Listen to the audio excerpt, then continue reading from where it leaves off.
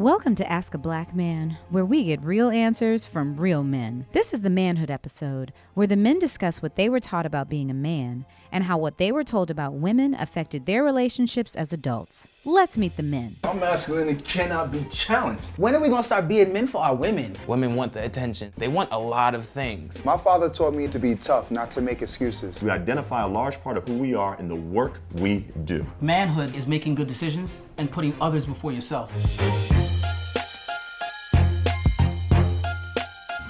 I kind of already know what they want. That's what it is. I have the secret. Like, women want the attention. They want a man, but then they also want somebody that can relate to them and empathize with them. They want a lot of things. Being raised by a woman, like some say, you know, whatever the case, it makes you more feminine because you are around so many women. And it's nice to an extent, because then there's also moments where it's just like, oh, you're a little too emotional for me. Oh, you understand me a little bit too much. How do you know all of this? Mm-hmm. Are you gay? No, it's not. I'm gay. It's just I know you better than you know yourself sometimes. Or just tell them you pay attention. Right. That works, right? A long history of paying attention. Right. A woman doesn't want a man who's more emotional than her. So she's coming home, she's upset, you know, things are happening. A man is not supposed to add on to the emotions. He's supposed to suppress the emotions. So that's my belief, that our job as men are to, when women have these problems and stuff, we're supposed to calm them down and things like that. But what about when we have problems? What are they supposed to do? Like, so you know what I'm saying? My wife always says that, like, for me me being your wife means that as my man, I'm supposed to fortify you as a man, and for me to fortify you as a man, you're supposed to bring your vulnerabilities to me, because as a man, I can't give that out here. You know, I can't really stand here and be weak in the world and cry. I can't do that, but I can come home and do that with my wife, because she's supposed to be able to take that, and I should be able to take that from her too. So I think, like, thinking about logic and emotions, they aren't things that are like opposed. They're things that are supposed to run concurrent with each other. They do run concurrent. If you just mind if I interject for a second. Well, what I think is missing is emotional intelligence. Mm-hmm. I don't think that we stress enough that there has to be a level of emotional intelligence and identification. Mm-hmm. We need to be able to say, what is it that I am experiencing? Yeah, what am I feeling? We need to understand that in the dynamics of marriage and the dynamics of dealing with women, or specifically black women, mm-hmm. that they fight with their mouths, men fight with their hands. Mm-hmm. And you will never win. If you examine the dynamics of a woman who was raised, I could immediately identify if you were raised by your father.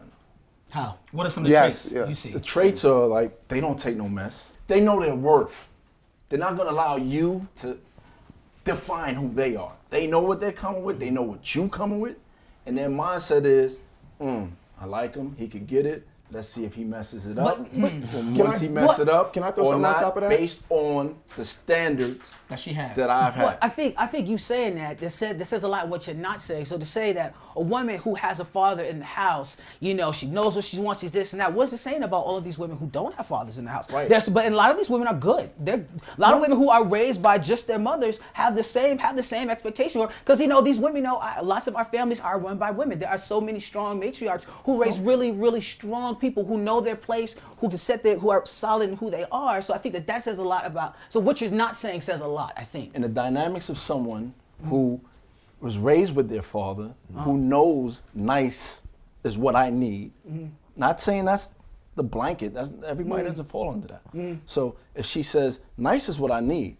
however, I don't need a man spending more time in the bathroom getting ready than I gotta get ready. I don't need a man that when the garbage gotta go out, we gotta fight about it. I don't need a man that's gonna play Xbox rather than tend to these kids. Right. So they have a certain standard.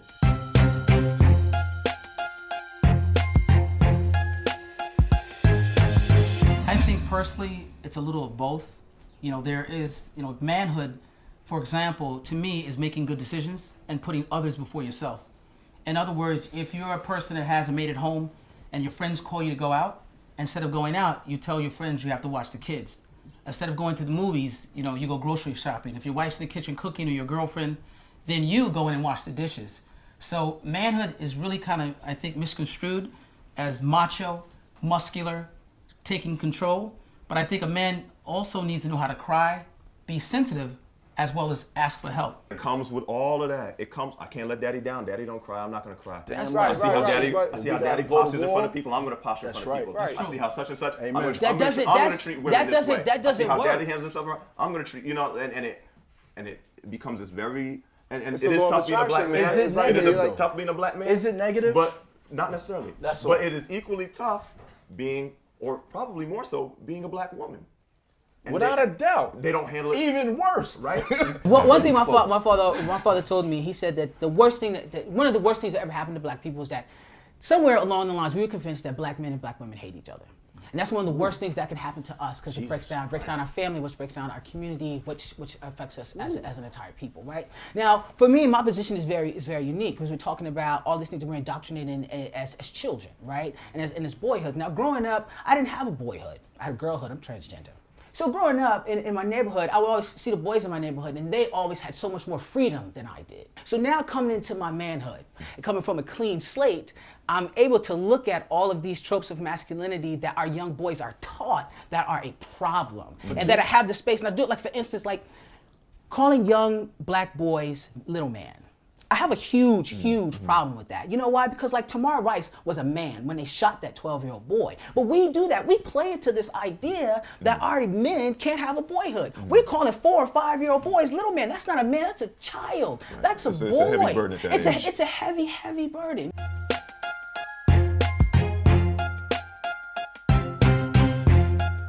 My masculinity cannot be challenged. Why do you say that? My ego and the image I have of myself can be challenged on every occasion. Okay. But my masculinity is firm. It was bred, it was taught through trial and error. A lot of blood got shed when I was out of line. The bloodshed, the things that you experienced that you said define manhood, No, masculinity. masculinity, excuse me, are Part of it. That's just part of it. Part of it. There are plenty of women who've experienced similar things and might not self-identify as masculine. Masculine behavior. So there are these cases in real life now where women are engaging and men are at some point pulling back, and you hear about it. They ask for too much, or they're nagging me, or they're on it too much, or they're looking for a leadership role, or they're competing with me in leadership, and all these things. The standards have been lowered, though. Right? So what's going here? Is it the men that need to pick up, and the women are engaged and being raised, and men need to somehow follow through? We have to be better men. No, we have to realize that women are stronger. And we have to realize that on the whole, they're smarter. That's the truth. And if we had a woman president, we wouldn't have all the problems we have now. Yeah. Because we don't like somewhere in the dynamics of how males are taught to be men. And this idea of masculinity is that they cannot give up power. Exactly. Right? But I got about 6 jobs. I live really good to make sure I take care of my queen. Right? So who got the power? Who am I out here busting my butt to make sure? My queen. Exactly. And what's coming out of my queen? My children. So who really has the power? If I had the ability to influence young males that being a man is going to be burdensome, if he understands the job he has to do from the beginning, then there will be less disappointment and it will be less surprise. When you walk out of this house, you have the ability to be gunned down because of who you are and how you interact with the police. Why? Because as a black man, it's going to be. And what does that mean for us emotionally? Going back to that idea, right, exactly. like What the it means anxiety, emotionally. and with the anxiety, that kind of fear, that kind of the humiliation, knowing that just because you're a black man, This you is can the lose prerequisite your, of being a you can man. lose your life. This is the Right, prerequisite but of being a man. Our perception of what a burden is needs to change because at the end of the day, we're using burden as a negative concept in a negative That's the way. problem. And that's the problem. That is the problem. I relish this burden, you know? Amen, brother. Amen. I look at being a black man and a leader as an honor. To me, it's not a Absolutely. burden. Me too. I was chosen to be black. Amen. Means there are certain things when I walk in the store, before I ask for anything, they're gonna see my color.